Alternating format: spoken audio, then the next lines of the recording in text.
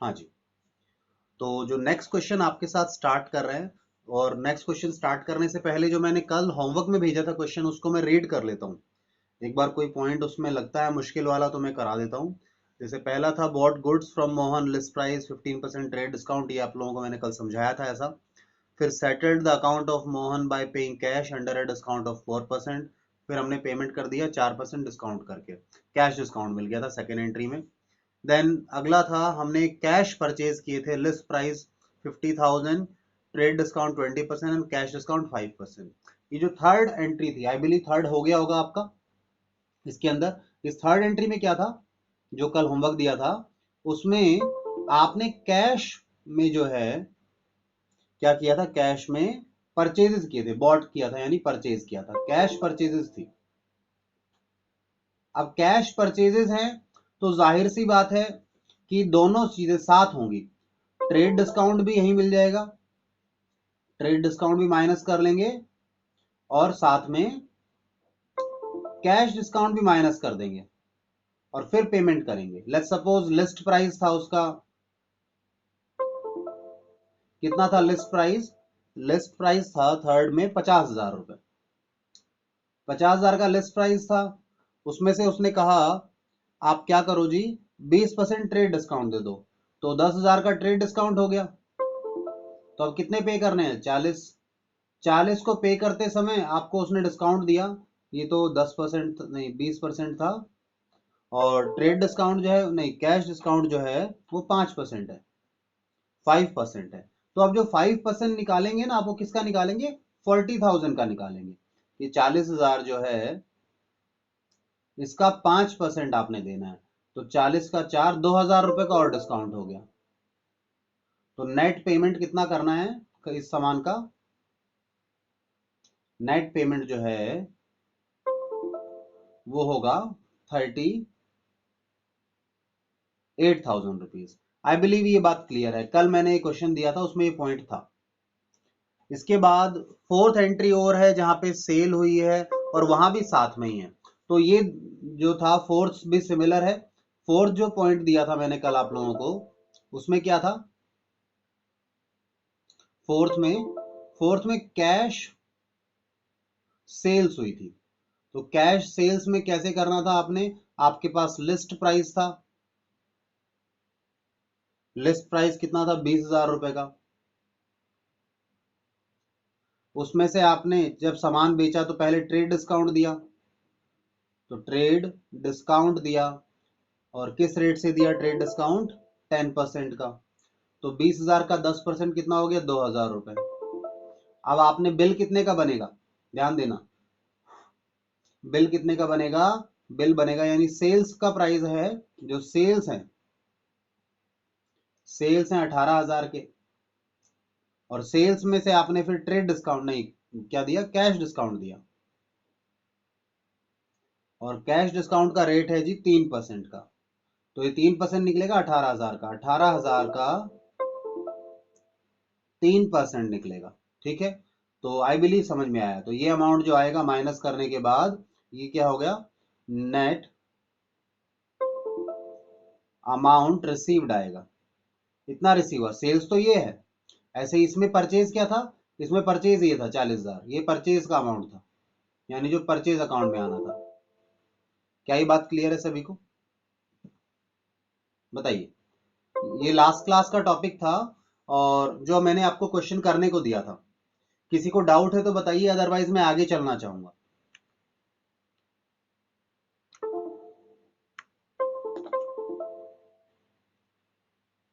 बताइए एक बार।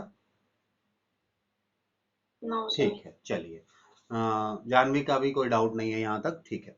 अब अगला जो इलस्ट्रेशन हम लोग ले रहे हैं, थोड़ा बड़ा इलस्ट्रेशन है, तो इलस्ट्रेशन नंबर 9 है मेरे पास, मैं आप सब लोगों को व्हाट्सएप कर देता हूँ उसको, ठीक है।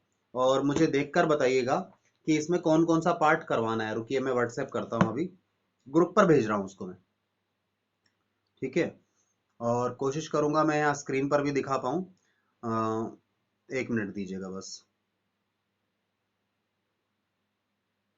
ठीक है, 1 मिनट केवल। इलस्ट्रेशन है हिमांशु चौहान के नाम से है, देखना आपके यहाँ पे है क्या, दिख रहा है क्या? हिमांशु चौहान के नाम से है।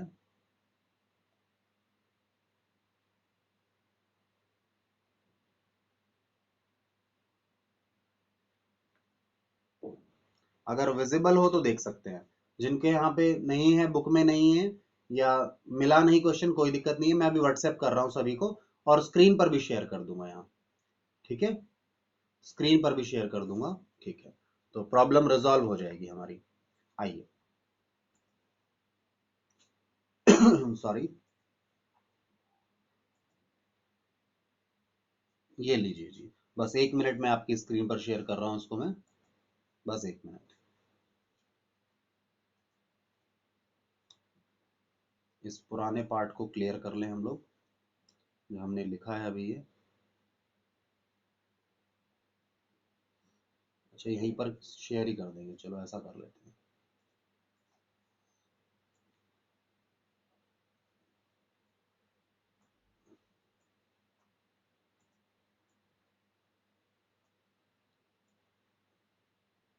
देखो, आपकी स्क्रीन पर दिख रहा है क्या इलस्ट्रेशन सभी बच्चों के पास? तो इस इलस्ट्रेशन में मुझे बताना है आप लोगों ने कि कौन से वाला पॉइंट मैं कराऊं। ठीक है, जो जो एंट्री मुझे आप बोलेंगे कराने के लिए मैं वो करा दूंगा। ठीक है, क्योंकि इलस्ट्रेशन एंट्रियां ज्यादा हैं। तो एक मैसेज भेजा है मुझे अभी जानवी ने, क्या भेजा है जरा देख लें। उसने भेजा है, सर इलस्ट्रेशन 7-8 में नहीं है तो क्या करेंगे? अच्छा, डेट नहीं दे रखी ना कहीं पर तो कोई दिक्कत नहीं, हम सीरियल ऑर्डर ले लेंगे। ठीक है, अगर कहीं पर डेट नहीं गिवन हो हम लोगों को तो हम सीरियल ऑर्डर लिख लेंगे, एंट्री नंबर 1 2 3, तो डेट वाले कॉलम की जगह हम सीरियल नंबर का कॉलम बना लेंगे। ठीक है, चलिए, तो ये जानवी की क्वेरी थी। अब मुझे देखिए पहली क्वेरी, आपके पास पहला जो इलस्ट्रेशन है, नहीं, जो पहली 1 अप्रैल की ट्रांजेक्शन है, सुनिए क्या है।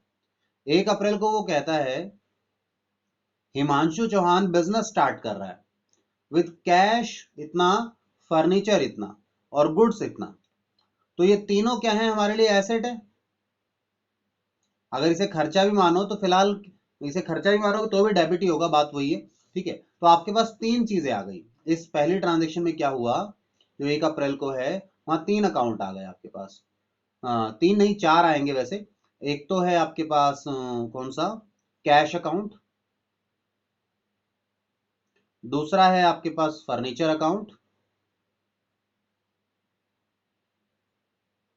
तीसरा है आपके पास गुड्स अकाउंट, गुड्स कह लीजिए। और एक अकाउंट और है, बताइएगा कोई एक अकाउंट और आएगा, चौथा अकाउंट। इस एंट्री में चार अकाउंट इन्वॉल्व है, कोई बताना चाहेगा फोर्थ अकाउंट कौन सा है?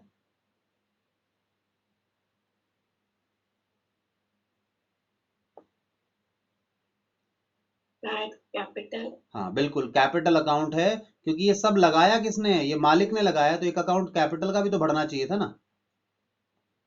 अब देखिए, तो इस अकाउंट में आपके पास ये तीनों अकाउंट तो डेबिट होंगे।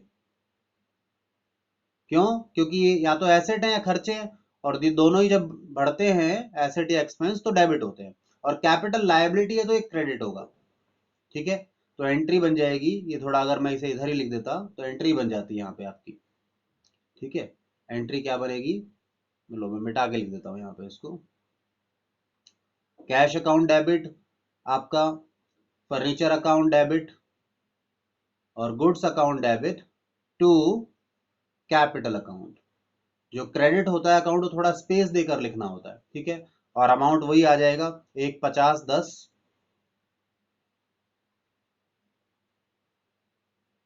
1 50 10 हजार। और गुड्स कितने के थे? गुड्स थे क्वेश्चन में 60 हजार के, 60,000। तो टोटल कितना हो गया इसका अब हमारा? ये 2 लाख, 2 लाख 10, 2,20,000।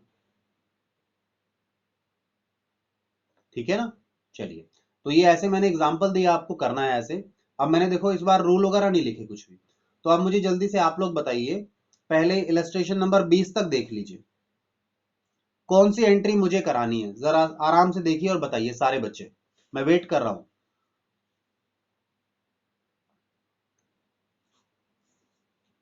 नहीं बोलेंगे कराने को तो मैं फिर आगे चल दूंगा। तो आपने बताना, मैं एक भी नहीं कराऊंगा बगैर बताए।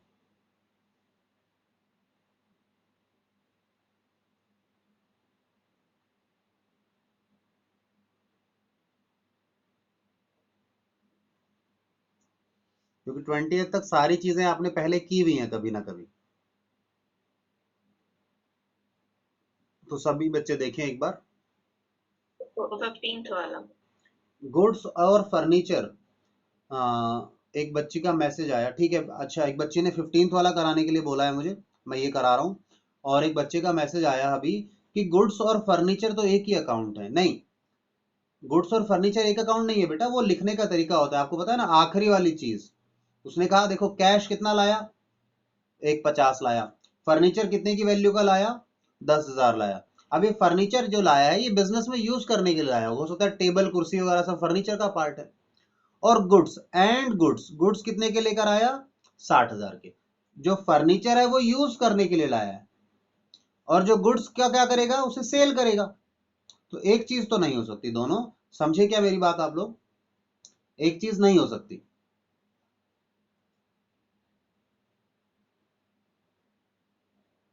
ठीक है, चलिए जी। तो क्लियर हो गई ये बात बच्चे की। अब आगे चलते हैं। अब बच्चे ने मुझे, किसी ने 15th वाला, अच्छा 15th में कौन से वाला करना है बेटा, 15th में दो है। ये फर्नी, सेकेंड। अच्छा 18th बोला है आपने। नहीं सर, सेकेंड। अच्छा सेकंड वाला, ये वाला सचदेव वाला है ना। ठीक है। अच्छा हम्म। मुझे 18 सुना गलती से, सॉरी।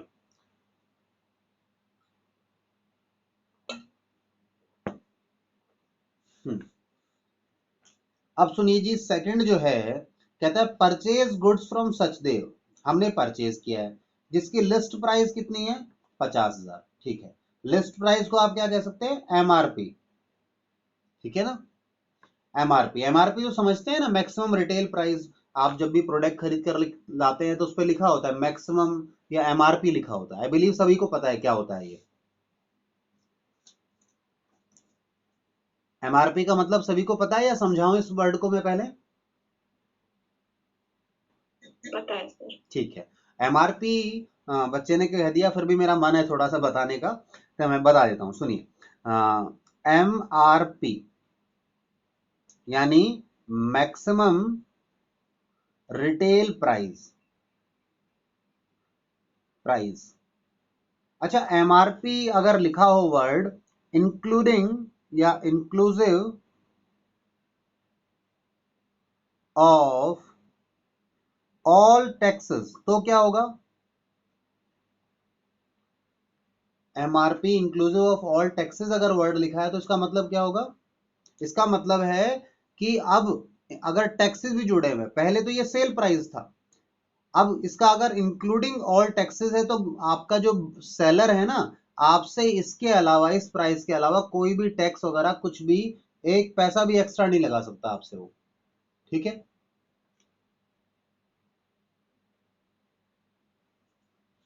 हेलो। हाँ नमस्कार जी। हाँ मैं घर ही था। अच्छा वहीं खड़ा है, तो मुझे आप दो, मैं तुरंत अभी भिजवा रहा हूँ, है ना। बोल दो हाँ। रवि, ध्यान देख, देख के पता लगेगा, ध्यान नहीं है ऐसे, है ना। हाँ मैं देखता हूँ। अच्छा ठीक। हाँ हाँ उसे वेट, मैं बोल आ रहा हूँ, ठीक है।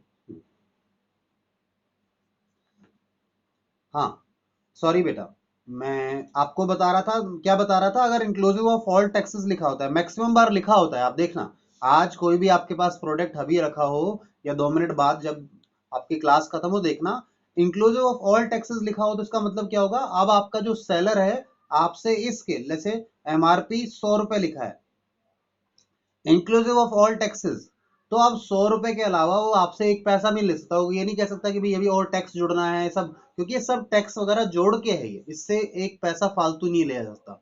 हाँ आपको बल्कि डिस्काउंट मांगने का हक है इस पर, आप डिस्काउंट मांग सकते हैं। आप दुकान पे जाते हैं तो आप, एमआरपी तो मैक्सिमम है, ज्यादा से ज्यादा, कम से कम नहीं है। क्या मेरी बात समझ रहे हैं, आप दुकान पे जाते हैं ना, मार्केट में, सुन रहे हैं मेरी बात सभी बच्चे।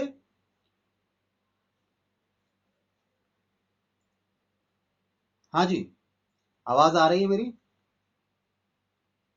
Yes, sir. ठीक है, तो जो मैक्सिमम प्राइस है, ये मैक्सिमम समझते हैं ना हम लोग, मैक्सिमम सब, इससे ज्यादा नहीं हो सकता। तो क्या हम दुकान से जब बाजार से सामान लेकर आएंगे सबसे ज्यादा रेट पर लेकर आएंगे या कोशिश करेंगे सबसे कम पर लेकर आए? सबसे कम पर। हाँ, तो दुकानदार को अब आप जाके बोल सकते हैं, मतलब ऐसा नहीं सोचना कि नहीं, मतलब ये तो बेइज्जती वाली बात हो जाएगी, क्या कम कराएं। आजकल बच्चे सोचते हैं कि छोड़ो जी, जो ज्यादा बहस नहीं करनी, जितने का दे दिया, क्योंकि अभी खुद से कमा नहीं रहे हम। तो मैक्सिमम प्राइस का मतलब होता है ज्यादा से ज्यादा, इससे ज्यादा तो ले ही नहीं सकता। अब वो ग्राहक बोले नहीं आपको सही नहीं, दुकानदार बोले कि सही रेट लगा रहा हूं, तो सही क्या लगा रहा है, ये तो सबसे ज्यादा रेट था, कम क्या कर सकते हो ये बताओ। ठीक है, तो ध्यान देना इस चीज पर सभी बच्चे। ठीक है, तो आप बार्गेन कर सकते हैं जहां एमआरपी लिखा हो, तो अगर वो बोले साहब इसी रेट में आता है, तो सबसे ज्यादा रेट है ये तो। ठीक है, पर कोई बात नहीं, कई लोग नहीं देते हैं डिस्काउंट, कोई बात नहीं, पर उससे ज्यादा आपने नहीं पे करना है। ठीक है, वैसे आजकल कंपटीशन का जमाना है, दुकानें आ गई हैं, वो आजकल एमआरपी से कम देने लगे हैं लोग, क्यों? ताकि ग्राहक उन्हीं के पास आए हमेशा। ठीक है, पहले का जमाना अलग था, पहले तो कुछ पता नहीं लगता था, जो रेट लगा दिया लाला जी ने, लगा दिया। अब ऐसा नहीं है। ठीक है, तो वापस आ जाइए इस पर। तो इन्होंने यहाँ पे क्या कहा, हमने परचेज किया है जिसका एमआरपी कितना था 50, वो कितना ट्रेड डिस्काउंट पे खरीदा है? 12%। अच्छा ये बताओ, ये कैश है या क्रेडिट की ट्रांजेक्शन है? बोलिए, कैश ट्रांजेक्शन है क्रेडिट है?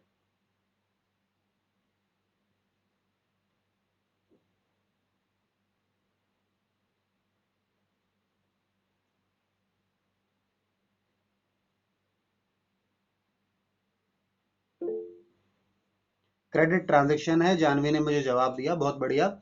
और डिस्काउंट है 12%, तो 50,000 का 12% मेरे ख्याल से 6,000 रुपये हो जाएगा।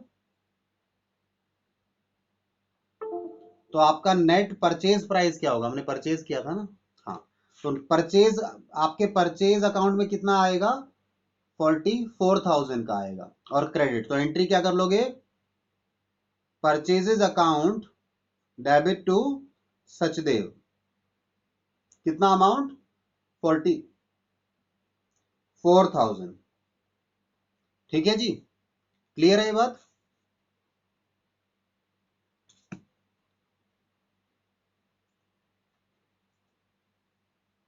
क्लियर है बेटा? अच्छा, 1 मिनट, मेरे यहाँ कुछ इश्यू है, मैं 1 मिनट सिस्टम को ऑफ कर रहा हूँ, तो आप सभी यहीं रहिएगा। और इसमें आगे ट्रांजेक्शन्स को देखिए, मैं आगे का शेयर कर देता हूँ आप लोगों को। अगर यहाँ तक देख लिया है सभी ने, तो आगे के ट्रांजेक्शन्स और देख लो, उसमें किसी को डाउट है तो फिर मैं आगे लेके चलूंगा। तो 1 मिनट का ब्रेक ले रहा हूँ मैं आपसे।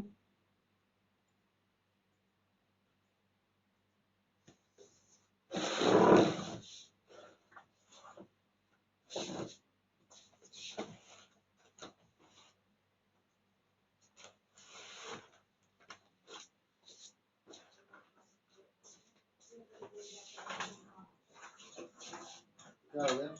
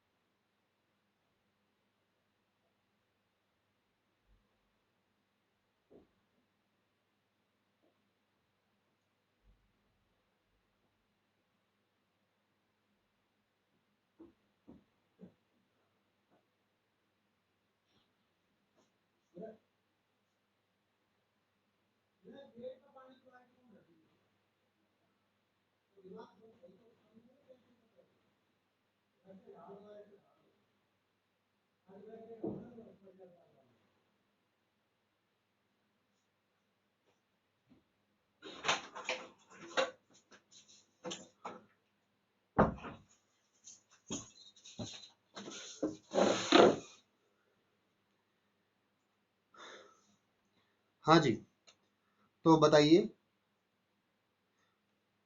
और कोई डाउट है क्या इस ट्रांजेक्शन में? ये अभी मैंने 15 वाला तो बता दिया था आपको।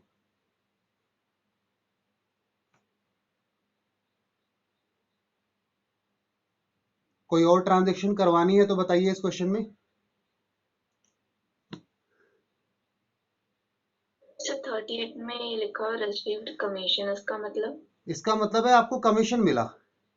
जैसे लेट सपोज आप LIC में हैं, मतलब आप LIC के एजेंट है, तो आप जब किसी का इंश्योरेंस कराते हैं ना तो आपको कंपनी कमीशन देती है, तो वो कमीशन मिला। या आपने किसी का सामान बिकवाया, कंपनी ने आपको कहा भाई जितना भी सामान बिकवाओगे ना आप उस पर कमीशन देंगे, तो कमीशन आपको मिल गया। तो कमीशन मिला तो इनकम है। एंट्री क्या कर लोगे? दो आएंगे, एक तो कमीशन जो मिला वो आपकी इनकम है, और कमीशन मिला कैसे होगा? कैश में। ठीक है, तो कैश बढ़ा है, डेबिट हो जाएगा। हाँ, क्योंकि एसेट है। और कमीशन जो है आपकी इनकम है, ये भी बढ़ी है, ये क्रेडिट हो जाएगी। दो अकाउंट। क्लियर है बात? Yes sir. और बताइए, और पूछिए जिसका भी डाउट है इस क्वेश्चन के अंदर, मैं बताने को तैयार हूं।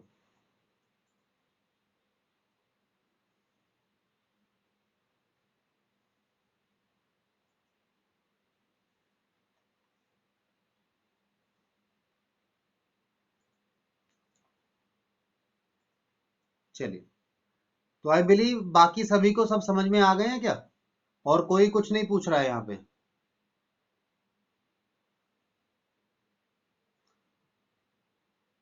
यहाँ एक वर्ड देखिएगा आप, ये जो 20वीं ट्रांजेक्शन है ना, पेड इंश्योरेंस प्रीमियम लिखा है यहाँ पे। ये वर्ड मुझे आपको समझाना है। एक्चुअली मुझे इंश्योरेंस प्रीमियम का मतलब बताना है, ठीक है ना।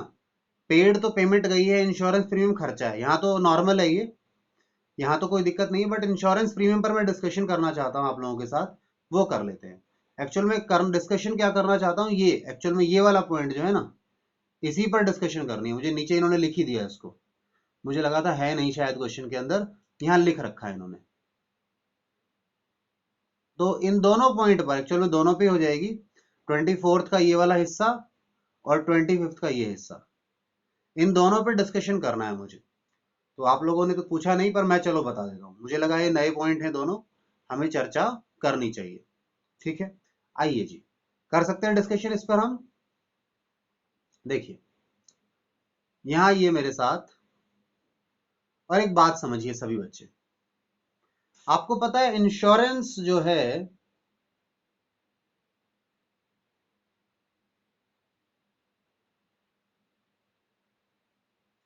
इंश्योरेंस ना, एक तो होता है लाइफ का इंश्योरेंस, मैंने वैसे पहले बताया है, शायद नहीं बताया हो तो अब दोबारा बता रहा हूं। एक तो होता है लाइफ का इंश्योरेंस, ठीक है। एक होता है जनरल इंश्योरेंस।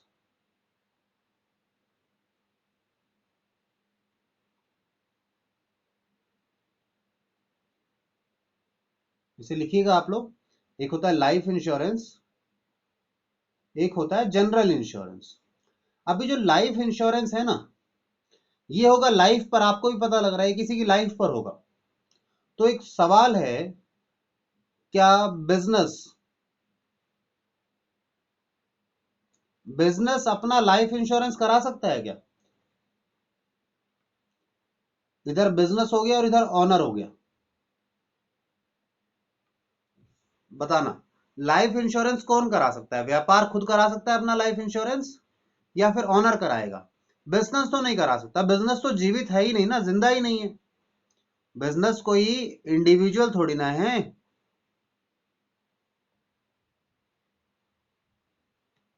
इंडिविजुअल नहीं है ये, no, not an individual in reality. भाई लाइफ का इंश्योरेंस बिजनेस का तो हो ही नहीं सकता, ठीक है। तो अब लाइफ इंश्योरेंस जो है, बच्ची ने भी बोला, मैसेज किया, श्रेया नहीं जानवी ने, कि सर ऑनर का हो सकता है। ऑनर लिविंग बीइंग है, ये एक लिविंग बीइंग है, इसकी लाइफ का इंश्योरेंस हो सकता है। मैंने कहा ठीक है। चलिए, क्या ये बात क्लियर है यहां तक जो मैंने अभी बोला सभी बच्चों को? पहले मैंने क्लासिफिकेशन किया दो, कि इंश्योरेंस ना एक तो लाइफ का होता है, एक जनरल इंश्योरेंस होता है। मैंने जनरल इंश्योरेंस पे चर्चा नहीं की, मैं चर्चा भी करता हूं। जनरल इंश्योरेंस पता है कैसे कैसे हो सकता है? फायर इंश्योरेंस,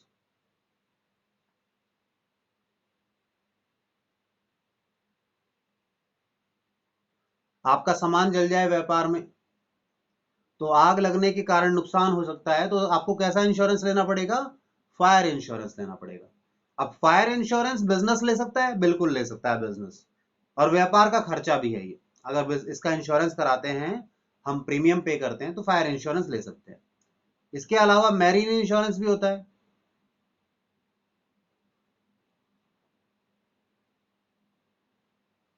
और मैंने आपको ये भी बताया था शायद, कि इसके ऊपर हमारे पास चैप्टर है बिजनेस स्टडीज में ना, एक चैप्टर पढ़ेंगे आगे चल के, तो और डिटेल में अच्छे से चर्चा करेंगे। मेरा फिलहाल मैं जनरल इंश्योरेंस में जा ही नहीं रहा, मैं लाइफ इंश्योरेंस पर रुक रहा हूं। पहले तो मैंने कहा देखो, बिजनेस के लिए ये तो हो ही नहीं सकता लाइफ इंश्योरेंस, तो बिजनेस के लिए जब भी इंश्योरेंस होगा तो कौन सा होगा? बिजनेस के लिए ये जनरल इंश्योरेंस होगा। यानी अगर मैं बोलूं बिजनेस का खर्चा कौन सा बन सकता है? जनरल इंश्योरेंस बन सकता है। बिजनेस के लिए एक्सपेंस कौन सा बनेगा? जब आप जनरल इंश्योरेंस का प्रीमियम पे करेंगे, ठीक है। हर साल किस्त जाती है ना, घर वाले बोलते हैं प्रीमियम का पैसा जाना है, इंश्योरेंस करा रखा है, ठीक है। तो बिजनेस के लिए, अगर बिजनेस ने फायर के अगेंस्ट में इंश्योरेंस करा रखा है, तो बिजनेस भी हर साल कुछ पैसे देता है, और व्यक्ति लाइफ के अगेंस्ट इंश्योरेंस कराता है तो वो भी पैसे देता है। अब एक बात बताइए, क्या ऑनर का इंश्योरेंस बिजनेस का खर्चा है? जब ऑनर ने लाइफ इंश्योरेंस लिया, तो क्या ये बिजनेस का एक्सपेंस मानोगे?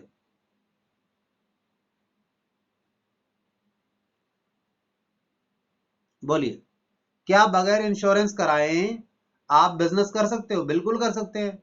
क्या ऑनर इंश्योरेंस नहीं कराएगा तो क्या बिजनेस नहीं चलेगा? बिल्कुल चल सकता है। तो ये ऑनर का जो इंश्योरेंस हो रहा है, जानवी का आंसर आ रहा है मुझे बार बार, बिल्कुल सही आंसर आ रहा है उसका, ठीक है। ऑनर ने जो इंश्योरेंस कराया है, वो बिजनेस का खर्चा नहीं है, वो उसका पर्सनल एक्सपेंस है। वो क्या है? उसका पर्सनल एक्सपेंस है। तो हमारे लिए तो वो सिंपली क्या है, जब उसने इंश्योरेंस कराया अपना, मालिक ने खुद का, तो हम क्या मानेंगे? उसने बिजनेस से पैसा निकाला।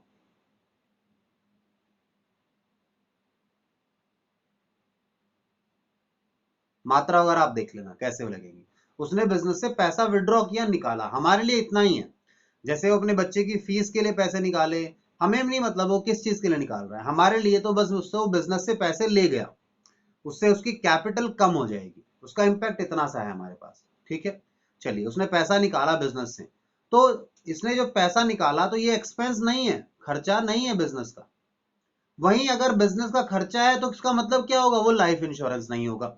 तो देखिए आपके पास, इसी चीज को यहां समझिए, इस क्वेश्चन के अंदर जो मैं कह रहा था दिखाने के लिए, ये देखो, ये वाला तो जो है ना, ये 1500 जो पे हुए हैं, ये एक्सपेंस है,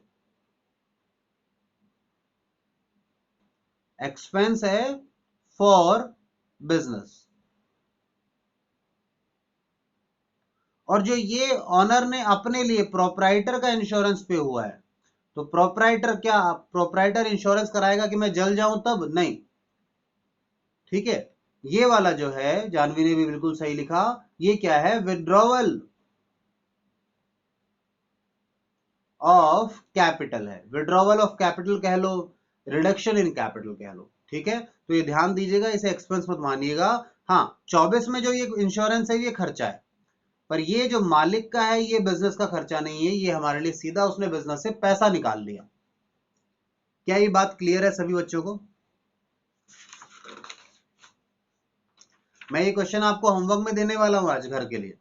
जो मैंने इमेज भेजी है मैंने कराया नहीं है, केवल समझाया है, तो आप करेंगे। इसके अलावा मुझे कोई ऐसा लग नहीं रहा कि जो समझाने वाला हो इस क्वेश्चन के अंदर।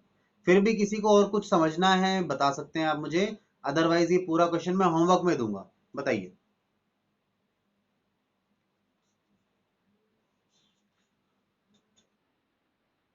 बताइए बेटा, पूछना है क्या इसमें? और कोई ट्रांजेक्शन आप लोगों ने? बिल्कुल पूछ सकते हैं, कोई मना नहीं है, सब पूछ सकते हैं जिनको भी नहीं समझ में आया हो। और पड़ोसी का इंतजार मत करना कि पड़ोसी पूछेगा तब पूछेंगे हम लोग, ठीक है? ऐसा नहीं करना। चलिए, मैं मान के चल रहा हूं कि आप लोगों को आ गया है, क्योंकि मैंने इमेज आपको व्हाट्सएप भी कर रखी है और कोई पूछ नहीं रहा है।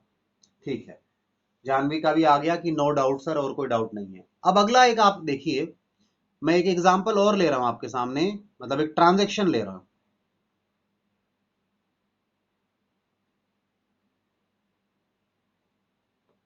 एक ट्रांजैक्शन लिख रहे हैं, क्या है सुनिएगा। ट्रांजैक्शन कुछ ऐसे है, सोल्ड गुड्स टू हर्ष। आपने क्या किया? हर्ष को गुड्स बेचे ₹4। मैं एग्जैक्टली जो बुक की लैंग्वेज है वो लिख रहा हूं। ₹4 इतना at 20% trade discount. 20% trade discount and 5%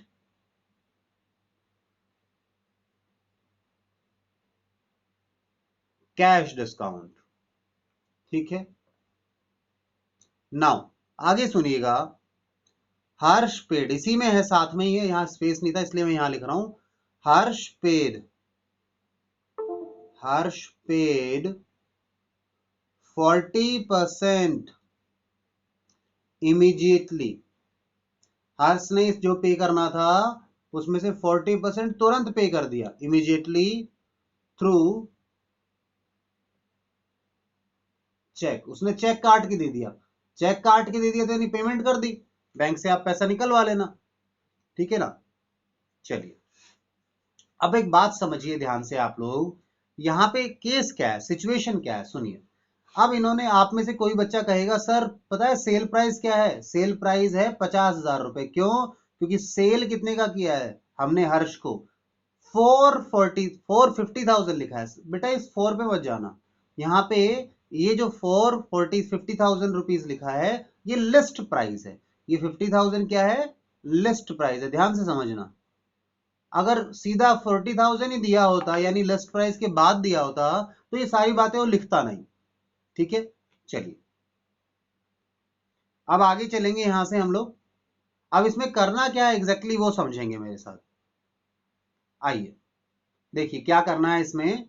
आप पहले, तो मैं इसका कैलकुलेशन समझा रहा हूं आपको। देखिए इसमें जो लिस्ट प्राइस था, आप लोगों को पता है लिस्ट प्राइस कितना है? 50,000। लिस्ट प्राइस में से आप सामान खरीद रहे हैं तो उन्होंने ट्रेड डिस्काउंट दिया आपको। ट्रेड डिस्काउंट किस रेट से दिया? 20% से। तो 50 का 20% कितना हो गया? 10,000 रुपए। यानी जो सेल प्राइस है, यानी जो बुक्स में सेल की एंट्री आएगी वो आएगी, सेल प्राइस कितना आएगा? सेल अकाउंट कितने से इफेक्ट होगा? 40,000 से। यानी आप जब सेल्स दिखाएंगे अपने यहाँ पे 40 की दिखाएंगे। अच्छा, अब 40 में से भी क्या कहता है? हमने ये जो 40,000 पे करना है, हर्ष ने हमें जो पे करना है 40,000, कहता है हर्ष ने क्या किया? इसका भी 40% तो इमीडिएटली पे कर दिया। 40% कितना बन गया जी? 40% बन गया कितना बनेगा जरा बताना? 4 4 गुना में 4, 16,000 रुपए। ठीक है, और 60% जो बचा रिमेनिंग, कितना बच गया? 24,000 रुपए। 6 चौक 24,000 रुपए। ये तो इमीडिएटली पेड।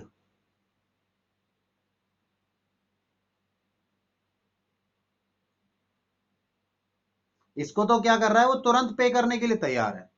और ये जो है ये बकाया है। तो हर्ष को आप डेटर कितने के लिए बनाओगे? इस 24,000 के, 24,000 के लिए क्या करेंगे? हर्ष को डेटर बना लेंगे।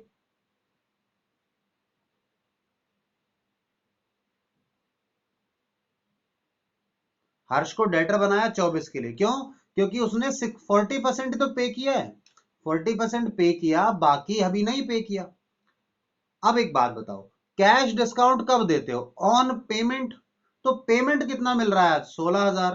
तो जब हर्ष पेमेंट देने आ रहा है आपको, तो आप क्या करोगे? उसे कैश डिस्काउंट दोगे। और कैश डिस्काउंट का रेट क्या है जी? 5% है। तो आप 16,000 का 5% उसे कैश डिस्काउंट दे दोगे। 16 का 5%, तो ये बनता है आपका 800 रुपए। तो 800 पे नेट करके आप कितना रिसीव करोगे हर्ष से? हर्ष से रिसीव करोगे आप 15,200 आज। तो आपका नुकसान कितना हुआ आज? 800 का नुकसान। इतना पैसा रिसीव करोगे और 24,000 रिसीव कब होगा? बाद में होगा। ठीक है, चलिए। तो क्या ये बात समझ में आई आप लोगों को? मैंने क्या लिखा, क्या किया, एक बार देख सकते हैं अच्छे से। किसी को कोई डाउट है, क्वेरी है तो प्लीज मुझे बताइए यहां पर, क्योंकि पूछोगे नहीं तो क्लैरिटी नहीं आएगी। एंट्री पर मैं 2 मिनट बाद आता हूं कि एंट्री क्या होगी।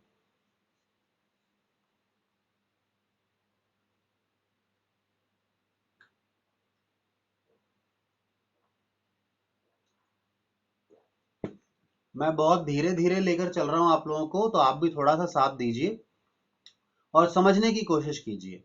नहीं समझ में आ रहा है तो पूछिए मुझसे बार बार। ठीक है, कोई रिएक्शन नहीं है बच्चों का, बच्चे चुप बैठे हैं सब। बताइए, क्या ये बात सबको क्लियर हुई? मुस्कान बेटा? Yes sir. Yes sir. ठीक है, क्लियर है। ठीक है, श्रेया को भी क्लियर है। अच्छा, माही है? माही है क्या? माही है तो सही। माही बेटा समझ में आया क्या? Yes sir. ठीक है, यस सर। ठीक है। इधर अर्पित वगैरह जो हैं, चलिए आइए अब। अगर समझ में आ रही है चीज, ठीक है। अगर समझ में आया तो सुनिए मेरी बात। बात इतनी सी है कि इस 40,000 का हिसाब कैसे हो रहा है?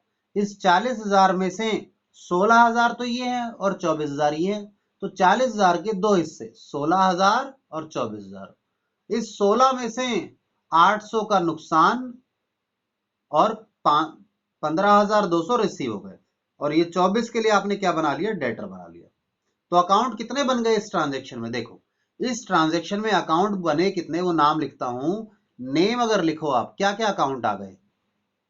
सर इसमें एक तो हमें कैश रिसीव हो रहा है, सर इसमें हमने डिस्काउंट दिया है। मैंने कहा हाँ, नुकसान है सर हमारा वो। दूसरा सर, कैश हो गया, ये हो गया, सेल्स भी तो है। मैंने कहा हाँ, सेल्स भी की है। और सर कुछ पैसा बाद में आएगा। मैं कहा हाँ, बाद में भी आएगा, तो डेटर बना लें। हर्ष को डेटर बना लिया। चलिए, अब इनका नेचर देखो। नेचर सब लोगों को पता है आपको। ये एसेट है सर, ये एक्सपेंस है, ये इनकम है, और ये एसेट है। तो इंक्रीज डिक्रीज आपसे पूछूं मैं, तो सर पैसा आ रहा है हमारे पास इस ट्रांजेक्शन में? हाँ बिल्कुल आया है कुछ पैसा। कितना आया है? 15,200 आया है। सर डिस्काउंट हमने दिया है, नुकसान हुआ है? हाँ मैंने कहा नुकसान भी हुआ है, बढ़ा है नुकसान भी। कितने से बढ़ गया? 800 से। सर सेल कितने की हुई है? सर सेल भी बढ़ी है, 40,000 का सामान बेच दिया हमने। और सर डेटर कितने का है? सर डेटर भी बढ़ा है 24,000 से। तो बताओ, क्या एंट्री कर डालोगे? रूल अप्लाई कर दो। मतलब मैं क्या जल्दी कर लेता हूं, पर मैं आप लोगों के साथ धीरे चलने के लिए धीरे कर रहा हूं। सारे मुझे प्रोसेस लिखने की जरूरत नहीं है, आप लोगों को समझाने के लिए लिख रहा है। तो कैश बढ़ा है, डेबिट होगा। खर्चा बढ़ा है, डेबिट होगा। सेल्स बढ़ी है, क्रेडिट होगा। डेटर यानी एसेट बढ़ा है, डेबिट होगा। मुझे जब सेल्स बढ़ी है तो क्रेडिट होगा, मैं खुद क्यों बोल देता हूं? क्योंकि मेरे दूसरे वाली चीज ना अपने आप प्रोसेस हो जाती है कि सेल्स इनकम है, इनकम बढ़ेगी तो क्रेडिट होगी। तो मैं डेबिट या क्रेडिट कैसे तय करता हूं? मैं डेबिट क्रेडिट नाम से तय नहीं करता, मैं हमेशा उसका नेचर दिमाग में रखता हूं, उसका नेचर क्या है। ठीक है, तो वो ऑटोमेटिकली पिक्चर क्लियर होनी चाहिए। तो एंट्री क्या हो जाएगी इस केस में? आप लोग एंट्री कर लेंगे ना अब तो? कैश अकाउंट डेबिट कर देना, डिस्काउंट अकाउंट डेबिट कर देना, और हर्ष का अकाउंट डेबिट कर देना, और क्रेडिट किसको कर देना? 40,000 से सेल्स को। बताइए, क्या कुछ क्लैरिटी मिली आप लोगों को? Yes sir. ठीक है, सभी ईमानदारी से, बिल्कुल। मुझे चिंता इसी चीज की है कि कोई बच्चा चुपचाप ना बैठा हो और समझ में भी नहीं आ रहा हो, क्योंकि नुकसान कर लेगा बच्चा, वो इसलिए नहीं चाहता मैं।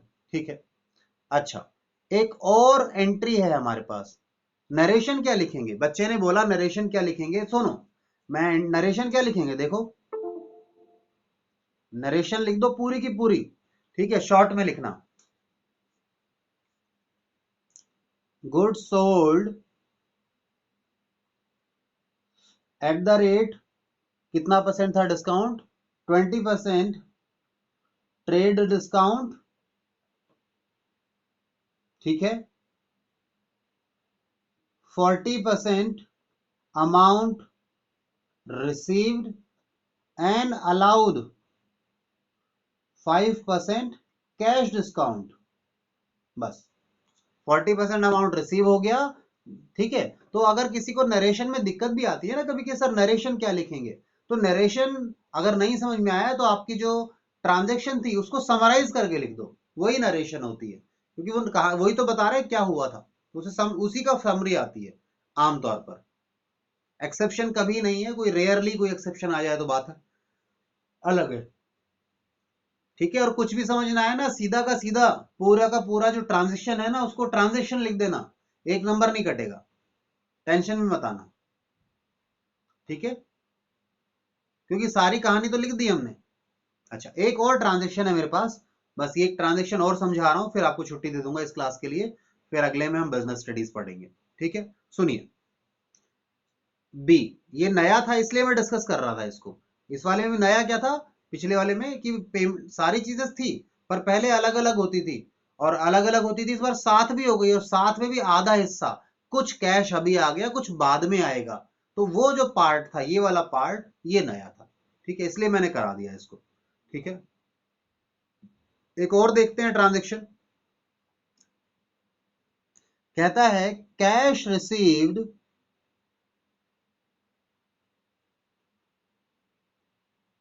कैश रिसीव्ड फ्रॉम राम,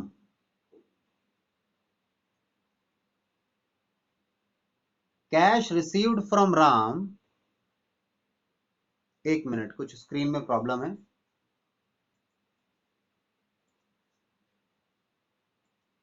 कई बार दिक्कत आ जाती है स्क्रीन पर, सॉफ्टवेयर्स हैं हीट हो जाते हैं।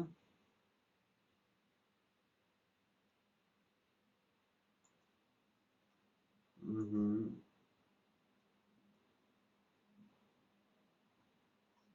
देखिए चल गया क्या? सेम प्रॉब्लम है, क्या करें जी? हम्म,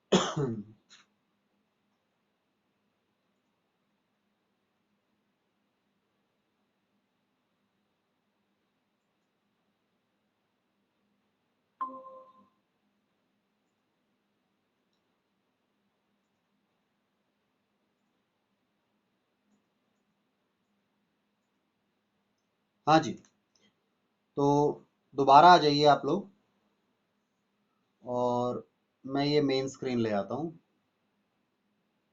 आई बिलीव स्क्रीन तो आप तक शेयर हो गई है। देखिए अब ध्यान से इसको।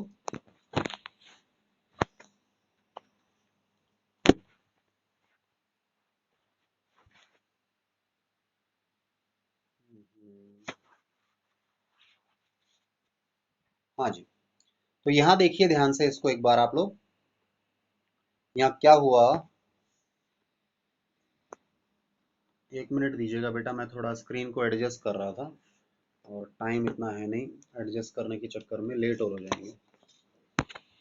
ठीक है, हाँ जी, तो यहाँ देखिए आप लोग, हम लोग अब क्या कर रहे हैं यहाँ पे मैंने आपके साथ एक ट्रांजेक्शन लिखनी थी, ये था, और कुछ प्रॉब्लम आ गई थी, इसके कारण हम लिख नहीं पाए थे इसको। ठीक है, हाँ, तो received cash from Ram, Ram से क्या हुआ, हमें कैश मिला है from Ram on behalf of, किसके बिहाफ पर मिला है, ऑन बिहाफ ऑफ श्याम, ₹500। मतलब पेमेंट आपको आपको यानी मुझे, ठीक है, यानी बिजनेस के पास क्या हुआ है, यानी हमारे पास पैसा आया है, कैश आया है। कितना आया है, 500 रुपए। किससे आया है, फ्रॉम होम, बताइए किससे आया है भाई पैसा, आप किससे मानेंगे, फ्रॉम होम में आप क्या मानेंगे कि यानी किसने पैसा दिया है आपको, ये मुझे बताइए।